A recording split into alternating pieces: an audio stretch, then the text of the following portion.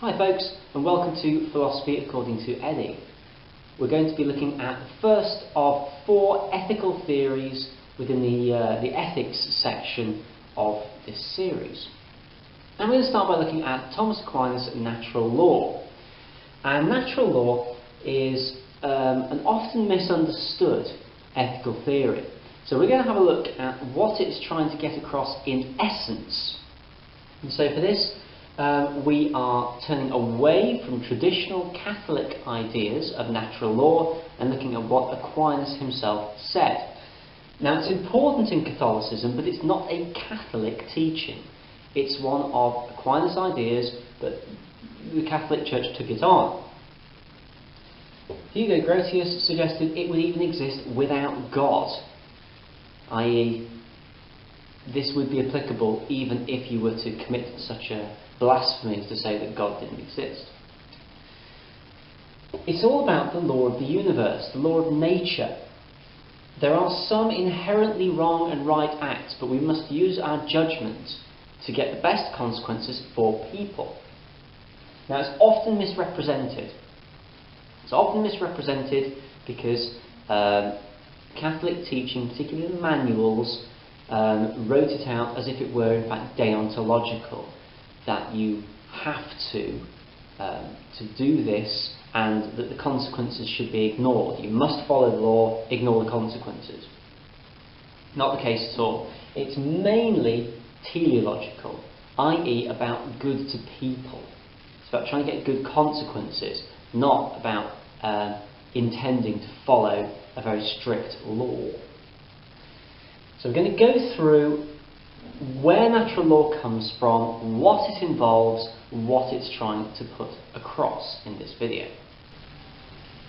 Now, natural law is inspired by Aristotle's virtue ethics. Aristotle basically suggested that in order to make good ethical decisions, we must use our best judgment. We need to develop our judgment of situations as best we can so we can make good decisions. Because if we make good decisions with the best information, best judgment, we will do the right thing.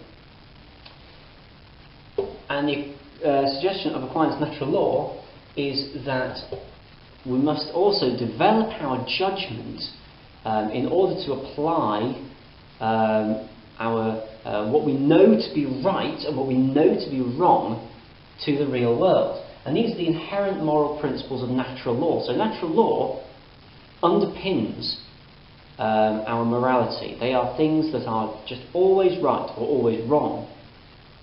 But they're principles, they're not commands. We have to take those principles and apply them to the real world, trying to maximise the amount of these good principles that we put into practice.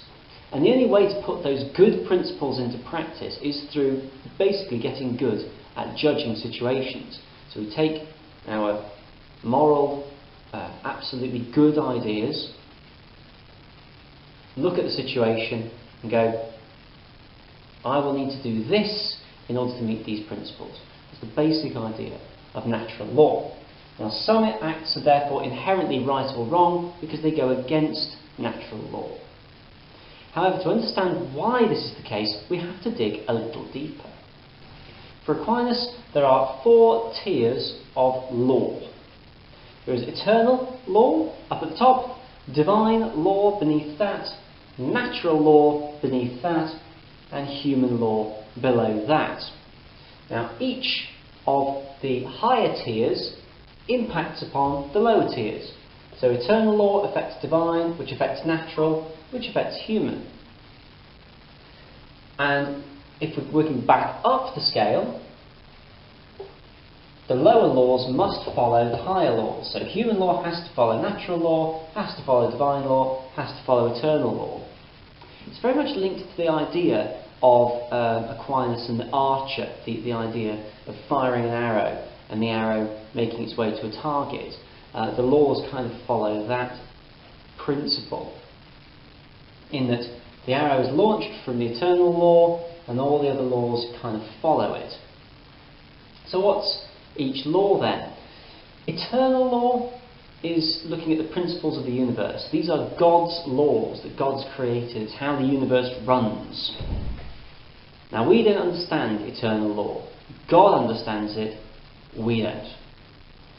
But it affects everything else. It causes all the other laws. Again, links to Aristotle here. Look back at the four causes and Aquinas' cosmological argument.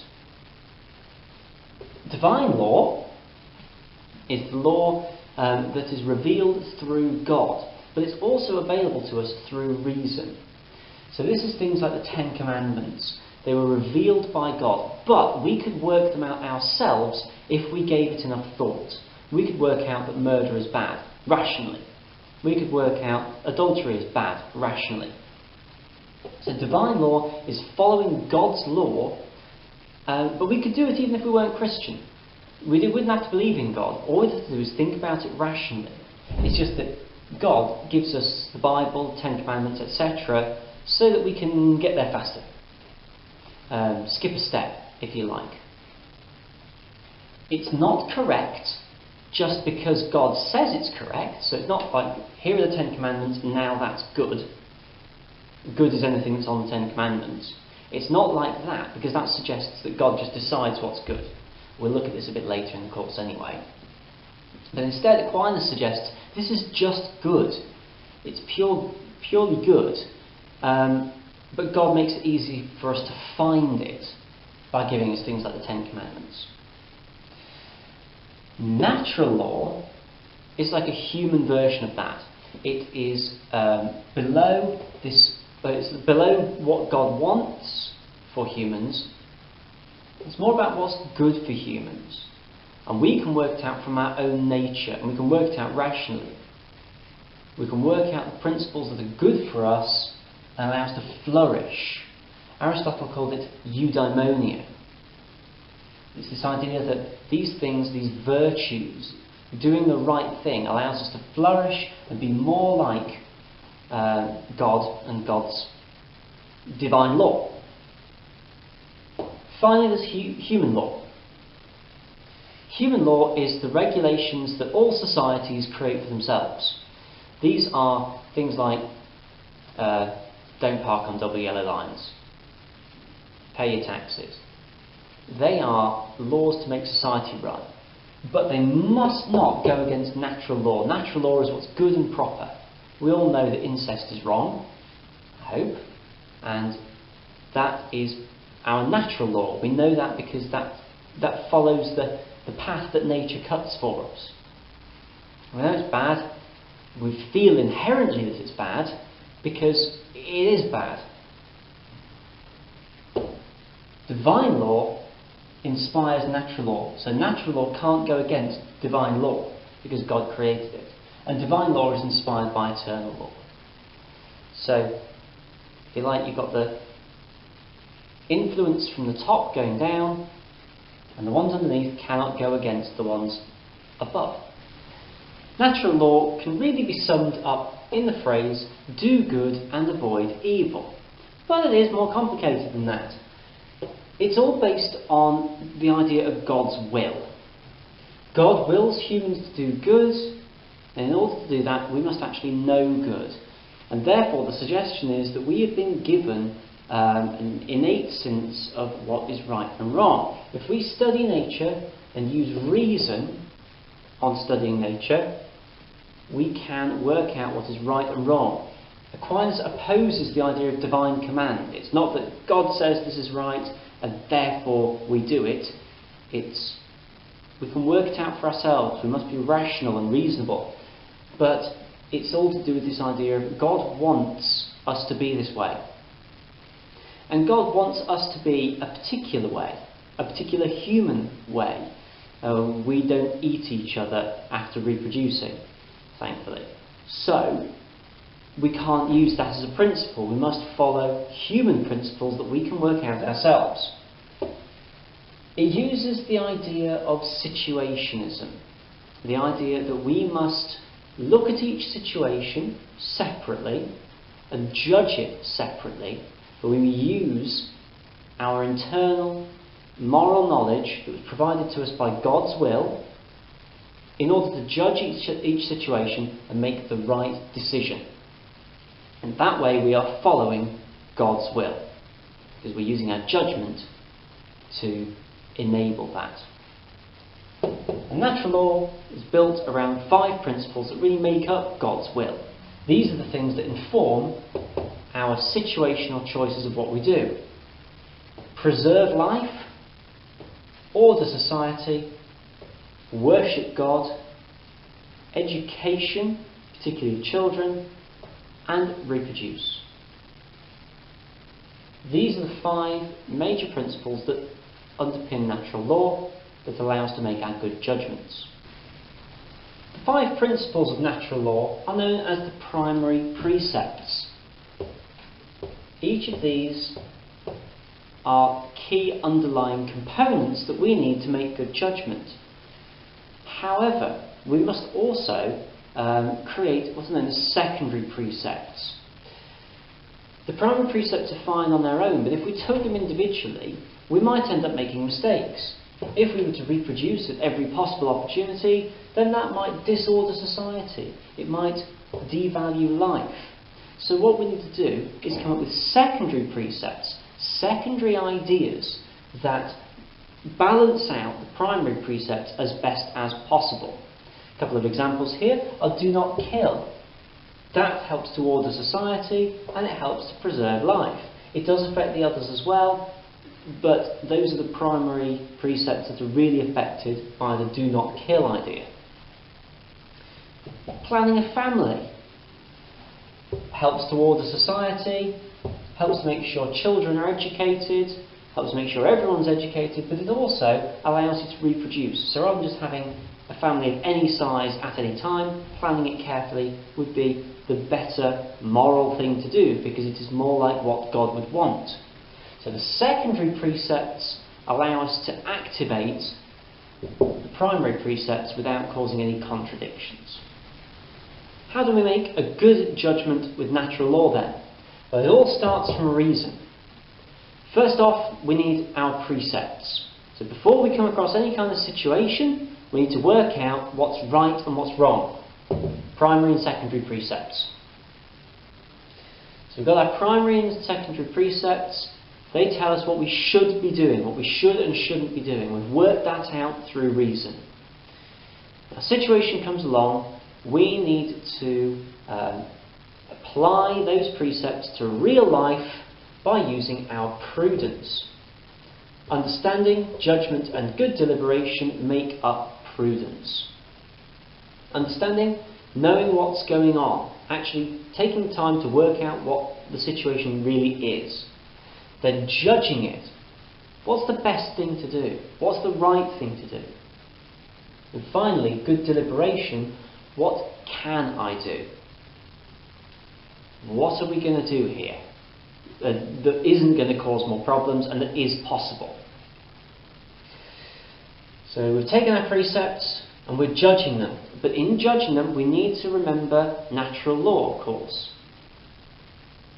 Importantly, we need to stick to the principle of the law, not the wording of the law.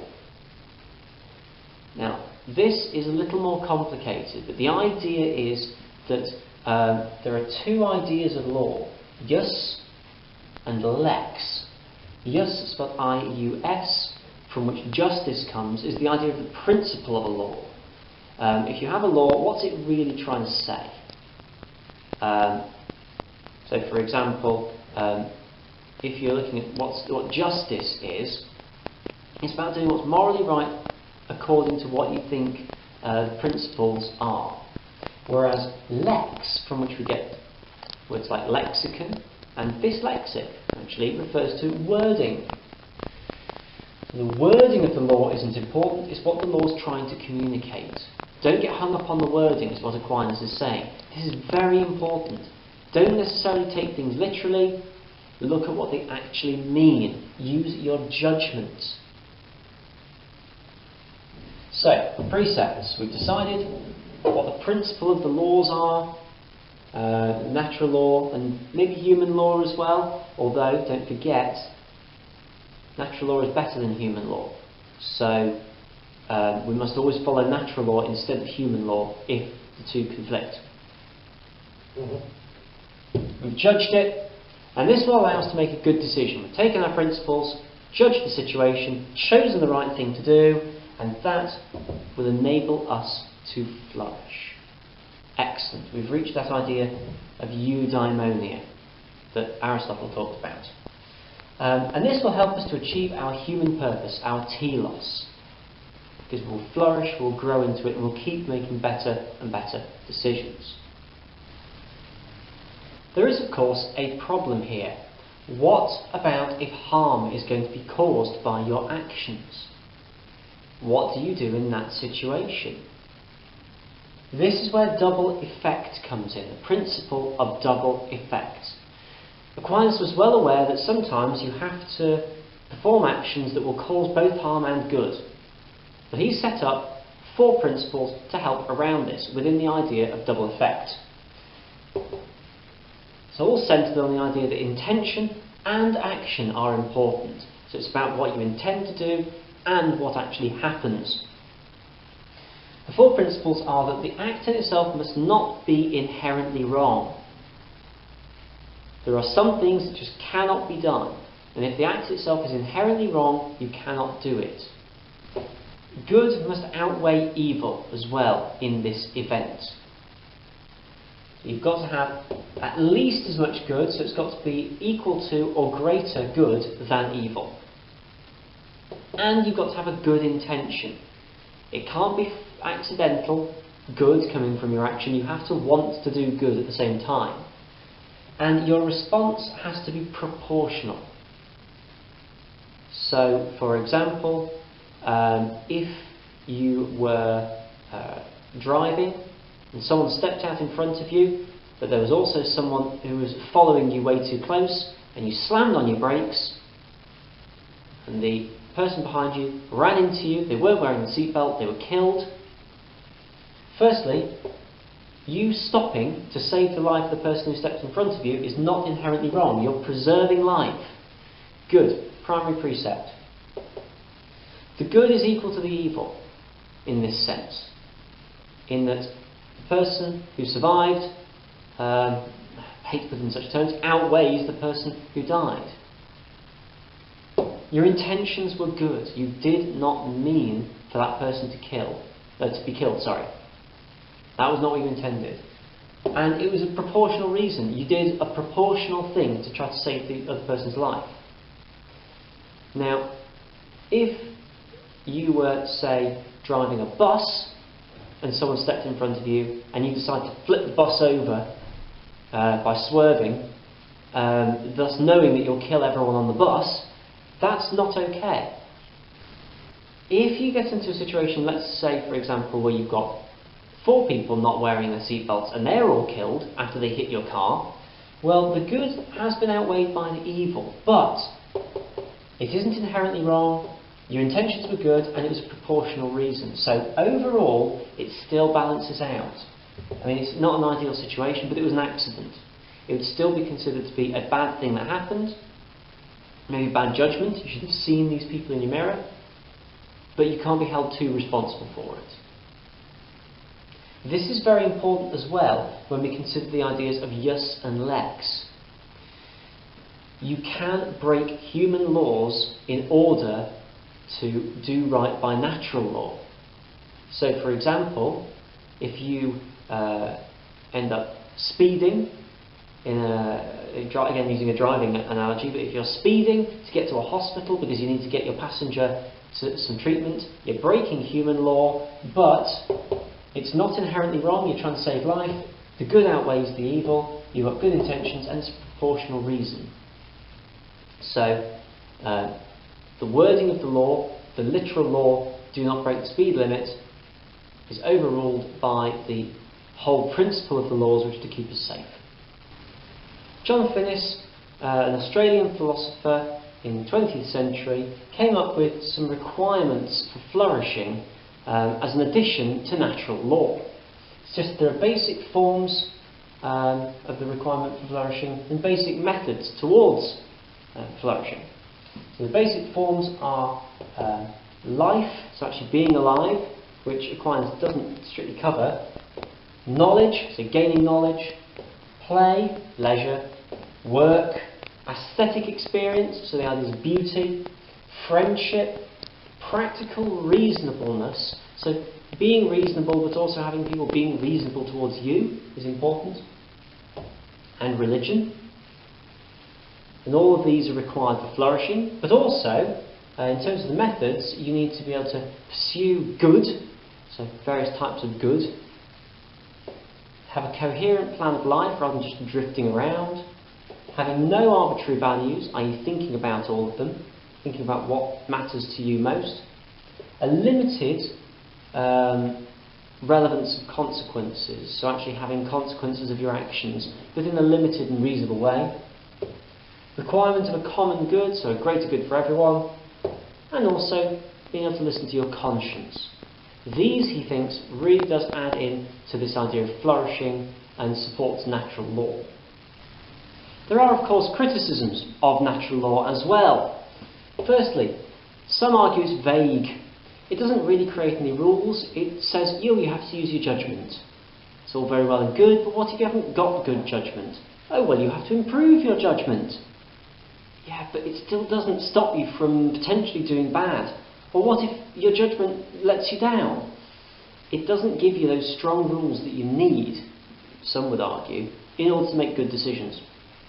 It can be unclear. You can end up going down down two different routes, trying to get to the same good, if you like. Same method, different conclusions. Artificial contraception is one of them. You might say you shouldn't use it because it is our duty to reproduce. But if it overpopulates the world, then that would disorder society. So which one is more important? It's very difficult to say, so you could argue it's unclear, even contradictory.